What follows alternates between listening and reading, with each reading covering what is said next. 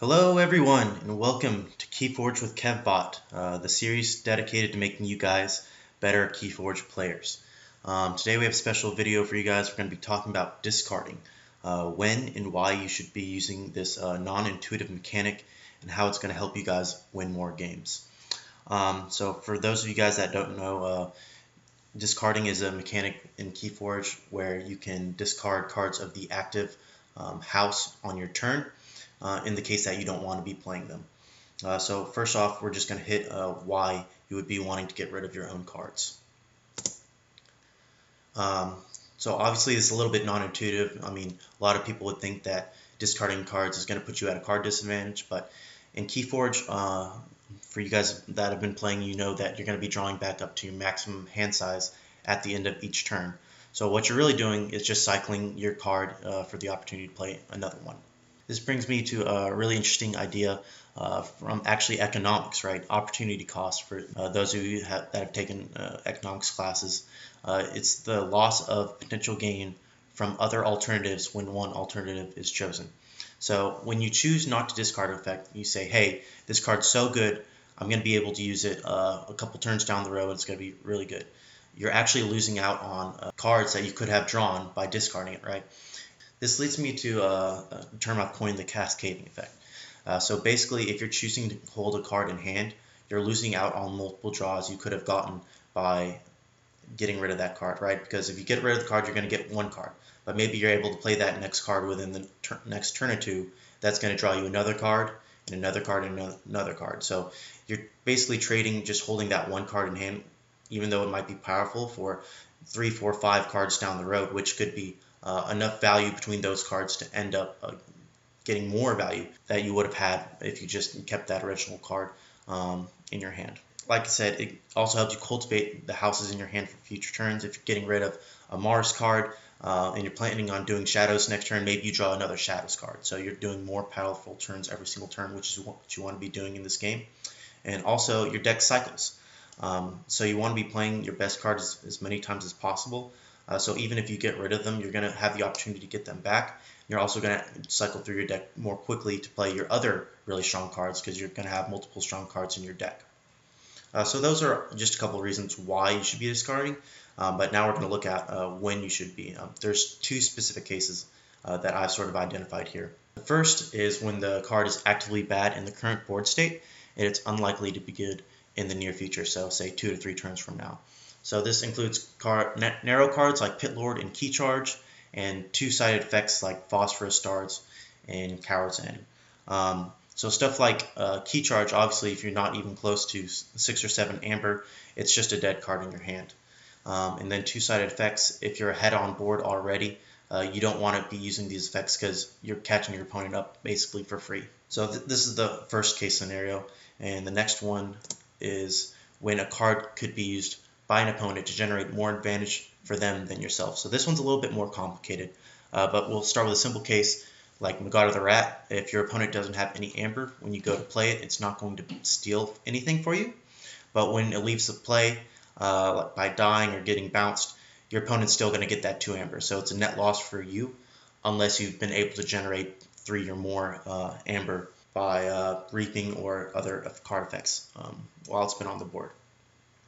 But also there's some like interesting interactions, like if your opponent has a Nexus and you have an artifact like Key to Dis, they're able to use your artifacts by reaping with their Nexus. So they're not only just getting the reap value, the amber, they're also using your own stuff against you.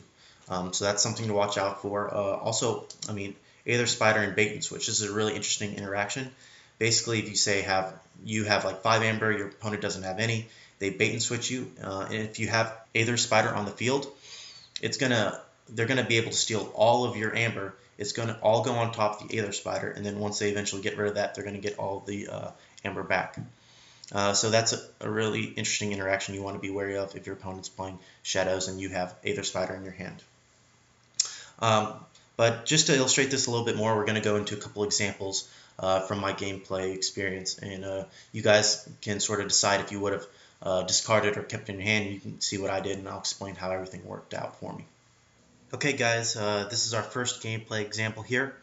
We are starting the second turn of this game. We are playing a Dis, Untamed, and Sanctum deck versus the opponent's Dis, Logos, and Bromnar deck. And so we have the decision here. If we're going to go ahead and play Dis, obviously, since we have 4 discards in hand and we want to get rid of his Archaeologist on board, which is the center creature you can see there. So the question is whether we want to keep Arise in our hand for multiple turns or go ahead and get rid of it.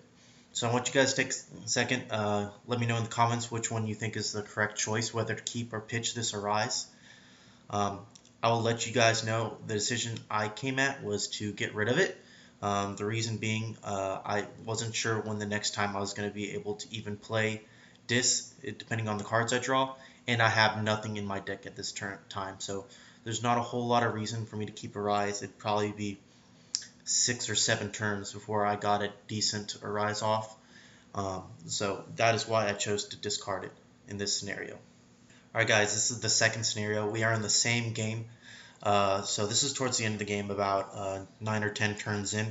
You can see I have racked up 2 keys to my opponent's 0, but I'm only at 2 amber, where he is at 7. So again, we have this turn where we're going to be choosing Untamed here. Playing those 2 creatures, the Hunting Witch, the Bear, and the upgrade is going to get us up to 4 amber. So the question is, do you want to keep or discard Key Charge? Now we're still on this same turn, but just to give you guys some more information, I've revealed the cards I have left in my deck. So as you can see, I only have 1 Untamed card left in my entire deck. So with that knowledge, and the knowledge that the 2 creatures I just played will likely die to his heavy Bromnar board, that led me to the decision to go ahead and discard the Key Charge, even though it could potentially win me the game. The other reasoning for that is that I know he's not playing Shadows, so I don't have a huge risk of getting all my Amber stolen, or him playing Miasma, which would prevent me from forging a key. So those are the reasons I chose to discard. Also, I mean, in this scenario, I'm just looking to get my Pit Lords out because that would give me enough Amber to win the game. That does it for the gameplay scenarios. I'll leave a card so you guys can check out how this game ends if you do want to finish that game off. So just to wrap everything up, I just want to give you guys a couple key takeaways. Obviously, discarding can be good for you, and in a lot of cases is and should be a normal part of your game plan. You should not be afraid to discard. A lot of the times, you're giving up a lot of value if you're holding cards in your hand too long. And then just the notion of opportunity cost. You need to balance the power of the card that you want to keep in your hand versus possibly drawing multiple other cards over the next 4 or 5 turns and playing those and getting amber from those.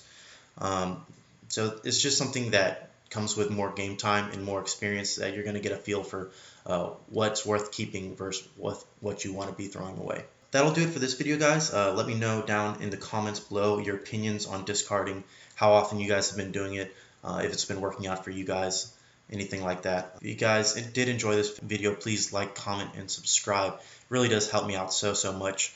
I'm planning on doing more of these strategy type videos coming out in the future. They just take a little bit longer than my gameplay videos to put together, so I really appreciate you guys sticking with me to the end of this video, and hope you guys have a good day and good luck out there fighting in the Crucible.